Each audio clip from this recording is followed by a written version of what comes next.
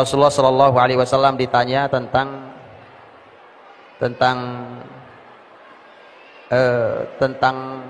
cara mencari rizki yang terbaik. Ketika Nabi SAW ditanya oleh seseorang tentang atyabul kasb. Atyabul kasbi, kata atyab ini pertanyaan yang menarik dari seseorang, bahwa para sahabat Nabi Shallallahu Alaihi Wasallam mereka kalau bicara tentang mencari rizki, mereka tidak puas dengan sekedar kata halal. Sahabat Nabi itu tidak puas dengan sekedar kata halal, karena Quran sendiri menyampaikan agar kita mengambil yang halalan thayyiban, halal lagi thayyib. Karenanya ketika sahabat bertanya tentang al-kasbi yang thayyib, cara mencari rizki yang thayyib, yang kata thayyib itu juga mengandung makna halal. Jadi tidak sekedar kata halal tapi thayyib, tapi sahabat mengatakan thayyib yang kata thayyib mengandung kata halal. Tapi lebih tinggi dari itu, para sahabat masih bertanya atyab, bukan kasbun thayyib tapi atyabul kasb. Jadi bisa Bapak Ibu bayangkan kalau dibuatkan tangga, dia tangga ketiga. Ada halal, ada thayyib yang mengandung kata halal juga kalau dia berdiri sendiri. Ada yang di atasnya lagi, nah ini yang ditanya sahabat, yaitu atyab. Jadi para sahabat Nabi Shallallahu Alaihi Wasallam, Bapak Ibu, urusan mencari rizki mereka tidak mau sekedar halal. Halal sudah nggak usah dibicarakan, orang beriman pasti nyari yang halal. Maka dari itu mari kita sesuaikan sekarang diri kita dalam mencari rizki yang halal. Karena hari ini PR halal saja masih banyak yang belum selesai. PR kata halal saja, lihat betapa rendahnya, dan ini akan menunjukkan tentang sebuah peradaban. Bagaimana peradaban dibangun dengan harta yang haram. Makanya lihat tingkatan yang tinggi dari sahabat, sementara kita dihadapkan hari ini dengan fenomena di masyarakat luas bahwa untuk mencapai halal saja rumit. Dan lihat di mana posisi tinggi para sahabat Nabi Shallallahu Alaihi Wasallam. Jadi sahabat Nabi bertanya kepada Nabi SAW, karena kalau pekerjaan yang halal sahabat tahu ada banyak, pekerjaan yang juga thayyib sekaligus halal juga. Tapi sekarang sahabat ingin bertanya, ya Rasulullah, saya mau bertanya tentang atyabul kasbi, cari rizki yang paling thayyib, posisi paling tinggi, ini paling thayyib, sudah halal, baik, dan yang paling atyabul kasbi. Rasulullah Shallallahu Alaihi Wasallam menjawab, kata Nabi Shallallahu Alaihi Wasallam, ada dua hal. Yang pertama, amalur rajuli biyadih. Yang pertama adalah pekerjaan seseorang dengan tangannya sendiri. Maka dari itu tugas kita adalah membuat tangan anak-anak kita itu terampil dan menghasilkan uang. Tangan mereka ini harus tampil dan menghasilkan uang yang halal dari tangan mereka sendiri. Maka keterampilan tangan itu penting, baik pada kaum laki-laki ataupun kaum perempuan. Dan inilah indahnya dulu ketika kita di dalam syariat Islam dituntut umpamanya agar perempuan punya fokus yang lebih besar tentang urusan rumah mereka, karena mereka punya bekal keterampilan tangan yang baik, bahkan di rumah pun perempuan bisa menghasilkan uang. Itu yang dicontohkan oleh para sahabat wanita di zaman Rasul Shallallahu Alaihi Wasallam. Karena para wanita tidak dilarang untuk punya penghasilan, bahkan penghasilan besar sekalipun. Contoh yang paling nyata adalah apa yang pernah kita bahas, yang disampaikan oleh sejarah tentang Ummul Mukminin Zainab binti Jahsy radhiyallahu anha. Di mana Zainab binti Jahsy radhiyallahu anha salah satu istri Nabi yang Aisyah radhiyallahu anha yang sebenarnya bersaing cukup ketat dengan Zainab binti Jahsy. Jadi Aisyah dengan Zainab itu persaingannya lumayan, Pak. Cukup serius persaingannya antara dua orang ini. Mengingat dua-duanya juga punya nasab mulia, dua-duanya cantik dan seterusnya. Tapi Aisyah radhiyallahu anha fair, dia mengakui kelebihannya Zainab binti Jahsy. Ini hebatnya wanita-wanita mulia, Pak. Cemburu ya cemburu, tapi fair orangnya. Saat harus mengakui kelebihan, diakui kelebihannya. Aisyah yang mengatakan bahwa Zainab adalah wanita yang tangannya terampil. Aisyah mengatakan bahwa Zainab adalah wanita yang tangannya terampil. Karenanya Zainab menghasilkan uang dan Zainab bersedekah gara-gara itu. Luar biasa. Pengakuan Aisyah radhiyallahu anha ini kalau dibuka dalam sejarah cukup panjang kisah tentang Zainab binti Jahsy radhiyallahu anha. Zainab binti Jahsy radhiyallahu anha, salah satu kelebihan beliau ini ahli dalam masalah kulit. Kalau kirbah itu dibuat dari kulit, maka keahlian untuk menyamak kulit itu Zainab binti Jahsy punya keahlian. Ya, dan perlu dipahami hari ini bahkan kulit juga masih mahal. Oh, jaket biasa dengan jaket kulit beda harganya. Ya kan? Tas biasa dengan tas kulit beda harganya. Dan itu kulit itu ada orang-orang yang ahli dalam masalah kulit. Zainab binti Jahsy radhiyallahu anha punya keahlian dalam itu. Dan yang kedua yang juga dikenal dari Zainab diantaranya adalah Zainab binti Jahsy radhiyallahu anha. Beliau adalah wanita yang punya keahlian meracik parfum. Nah, ini parfumer ternyata. Jadi beliau ahli dalam meracik parfum. Sehingga beliau punya usaha parfum. Ini sebenarnya satu hal yang menarik dan besar karena parfum dalam Islam adalah merupakan bagian dari syariat. Wangi itu adalah bagian dari syariat. Rasul Shallallahu Alaihi Wasallam fisiknya sudah wangi, ditambah beliau masih pakai minyak wangi. Padahal beliau tidak perlu minyak wangi. Saking ingin menunjukkan pada umatnya bahwa memakai minyak wangi itu syariat. Padahal beliau nggak perlu minyak wangi. Karena asli penciptaan tubuh beliau adalah wangi, dan apapun yang keluar dari tubuh beliau juga wangi. Ini bagian dari amal ar-rajul biyadih. Seseorang bekerja dengan keterampilan tangannya. Apa saja yang menggerakkan tangan kita dengan keterampilan kita. Berbagai macam hal. Kata Nabi itu atyabul kasbi. Ya. Ini adalah merupakan cara mencari uang yang paling halal. Karenanya Rasul sendiri yang juga menceritakan bahwa Nabiullah Daud alaihissalam itu raja, tapi rizki yang beliau makan dengan keluarganya adalah hasil tangan beliau membuat baju besi.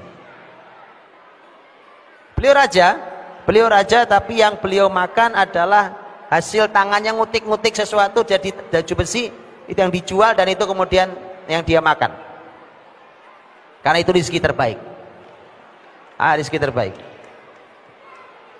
Karena begini, kemandirian finansial itu, apalagi di zaman seperti ini, itu menjadi modal penting yang harus diberikan pada anak-anak kita. Jadi ini adalah suatu hal yang penting yang harus diberikan pada anak-anak kita. Kenapa? Kita ingin menitipkan satu kalimat yang pernah disampaikan oleh sahabat Umar bin Khattab radhiyallahu anhu. Jadi kita mau nitipkan kalimat, yang kalimat ini dulu dikeluarkan oleh Khalifah Umar bin Khattab radhiyallahu anhu saat beliau baru dibaiat menjadi khalifah. Untuk mereka yang diamanahi Allah kepemimpinan di antara anak-anak kita nanti. Apa kalimat Umar itu? Umar mengatakan bahwa saya menganggap posisi saya terhadap harta negara, karena beliau khalifah, adalah seperti pengasuh harta anak yatim. Kalau saya berkecukupan, saya tidak perlu mengambilnya. Dan ini ayat. Ini ayat.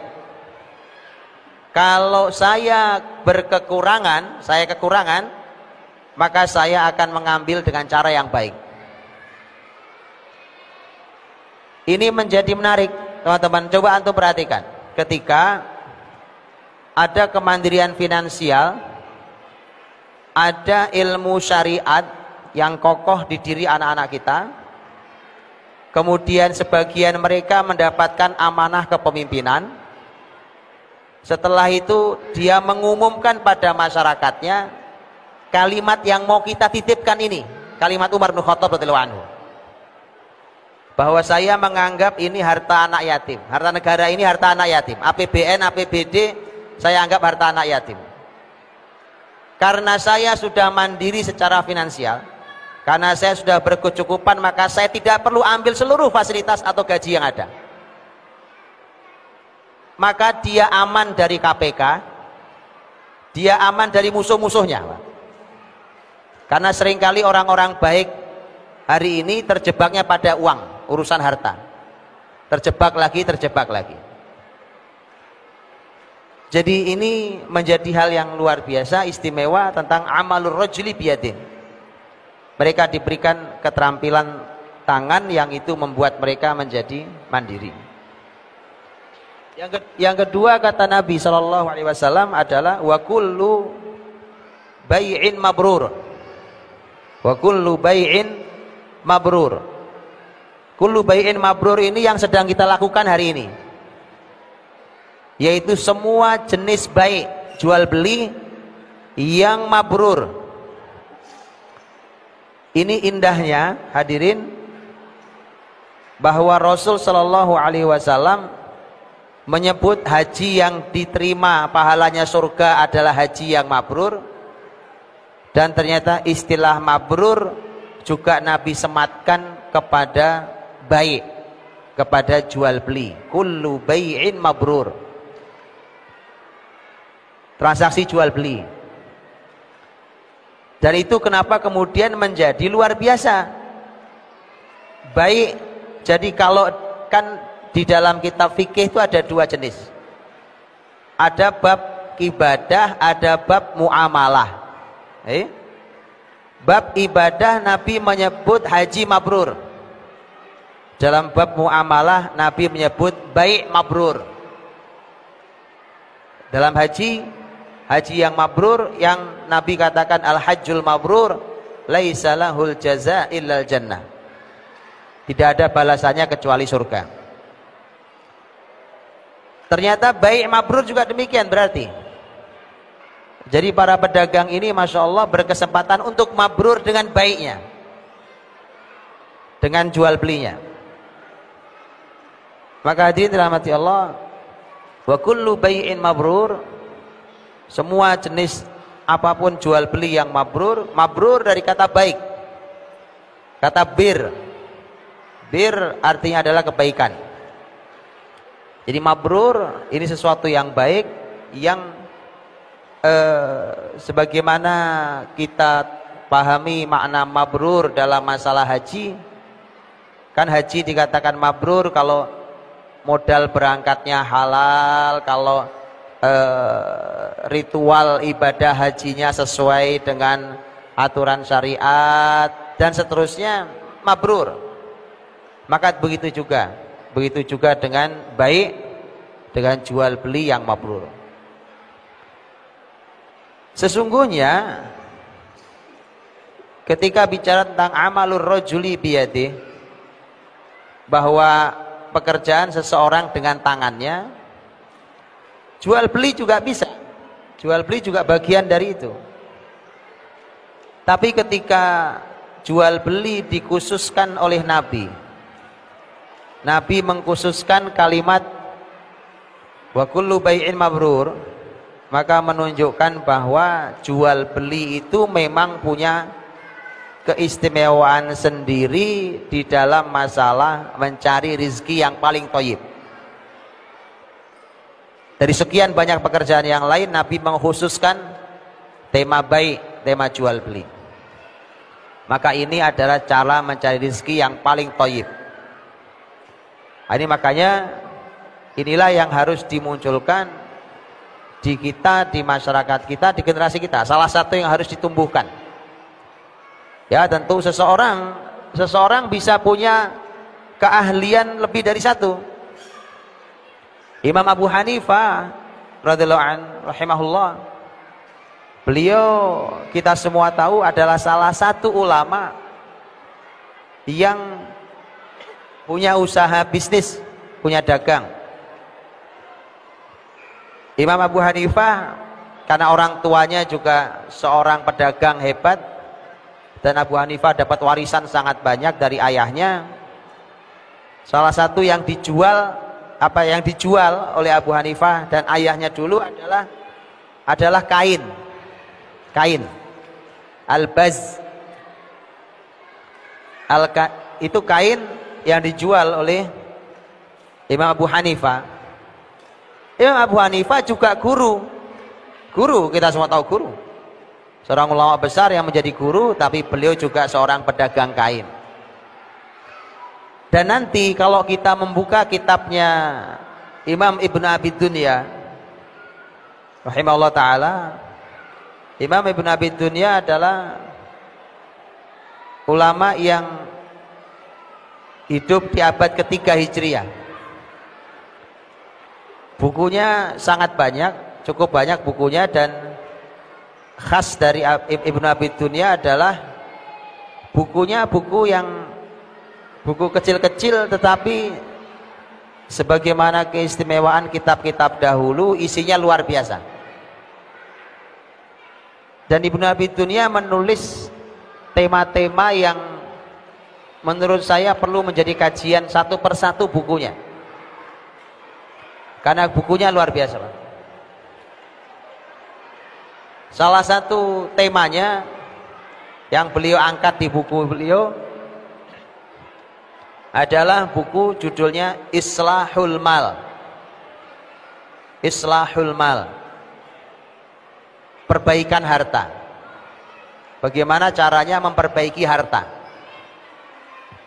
Jadi di dalam buku itu beliau mengungkapkan, karena ulama dulu kalau nulis tidak banyak komentar, beliau hanya memaparkan riwayat-riwayat dari mulai ayat sampai hadis, sampai kisah ulama dulu, sampai kalimat para sahabat, tabi'in, dan seterusnya. Itu yang beliau paparkan. Dan menarik bab-bab yang beliau buat di dalam kitab Islahul Mal. Menarik pembahasan dalam kitab itu. Dan tentu karena baik, jual beli, tijarah adalah bab besar di dalam Islam dan mendapatkan pujian Nabi di hadis yang tadi kita baca, maka di dalam buku beliau ada bab-bab yang bicara tentang masalah tijarot. Di antaranya beliau mengungkap bab tentang kalau tijarah atau bisnis itu baik, bahkan itu rezeki terbaik, salah satu tadi rezeki terbaik, maka dagang itu kan macam-macam yang dijual. Pertanyaannya adalah dagang apa yang terbaik? Nah gitu. Itu dibahas di kitab itu. Dagang apa yang terbaik? Semua dagang baik. Kullu bai'in mabrur itu sudah at-tiyab. Nah, ini oleh beliau diangkat lagi ke atas.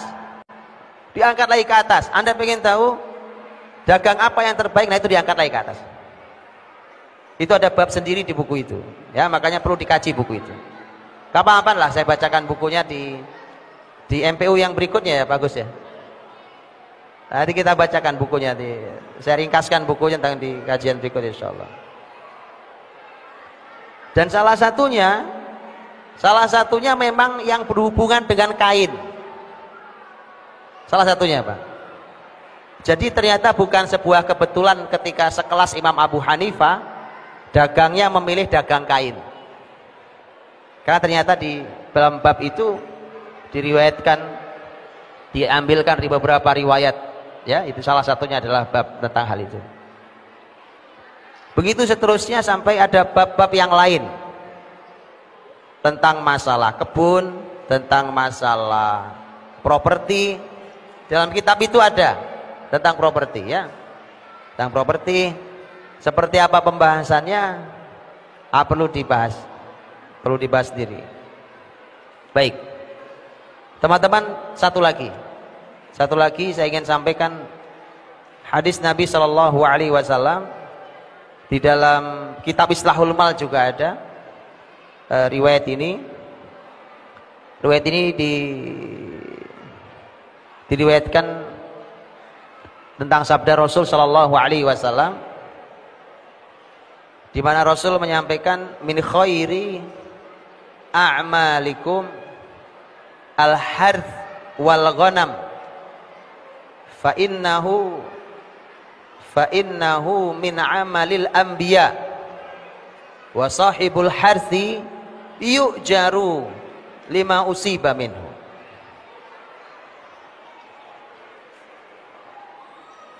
Kata Nabi sallallahu alaihi wasallam, min khairi a'malikum, salah satu pekerjaan baik kalian.